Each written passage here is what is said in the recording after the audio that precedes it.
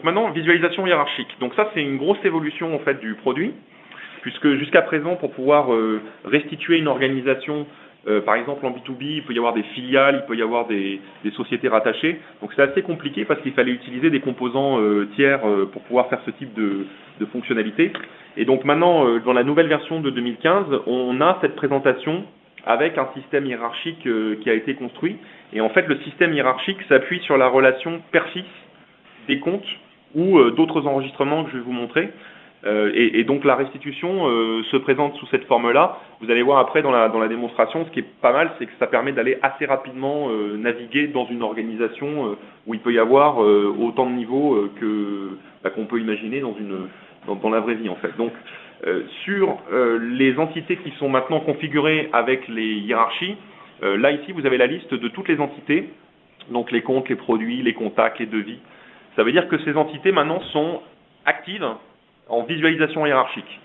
À partir du moment où il y a une relation père-fils, donc si je prends par exemple les incidents, donc tout ce qui est réclamation, vous pouvez très bien avoir des réclamations qui sont associées, des réclamations filles par rapport à une réclamation principale. Et donc pour le coup, on pourra les visualiser maintenant sous forme graphique avec l'outil de visualisation. Donc on va vous montrer comment ça fonctionne. Alors, le principe est simple, je vous le montre sur, par exemple, les comptes. Donc, là, sur la vue des comptes, la liste des comptes, il y a une petite icône, en fait, qui apparaît sur le côté gauche et qui vous montre, dès lors que j'ai une organisation hiérarchique. Donc, ça veut dire que si vous prenez, par exemple, voilà, je vais prendre celui-là, en cliquant sur l'icône hiérarchique, il vous affiche en couleur foncée la société pour laquelle, là pour le coup, c'était des comptes, donc le compte que j'ai sélectionné, et vous avez également toute la structure.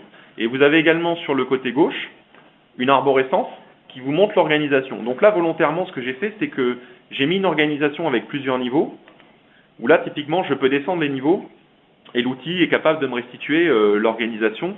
Et de la même manière, sur le côté, vous pouvez voir aussi l'arborescence dans une forme plus classique comme sur l'explorateur. Alors, l'intérêt en fait de cette fonctionnalité, c'est que c'est assez pratique de pouvoir visualiser les informations. On peut faire de la multisélection comme vous le feriez dans une vue. Et vous pouvez afficher ici directement le formulaire qui apparaît en fait en mode pop-up pour pouvoir, par exemple, afficher différentes fenêtres. Alors, autre point important sur cet affichage, c'est que vous avez également la même fonctionnalité dans les fiches. Donc, par exemple, si je vais ici sur la fiche de Conso 0, vous allez retrouver le petit icône en haut à droite. À partir du moment où j'ai créé une relation hiérarchique, ce petit icône va apparaître. Donc, la relation hiérarchique, c'est typiquement là, avec le compte parent. J'ai dit que cette société-là, en fait, avait une société mère qui s'appelle mon groupe de sociétés. Et le fait d'avoir fait cette association va matérialiser l'icône qui permet après d'afficher la hiérarchie, comme je vous l'ai montré tout à l'heure. Donc ça, c'est assez pratique et c'est un vrai plus maintenant sur les fonctionnalités pour améliorer la productivité. Alors, autre point important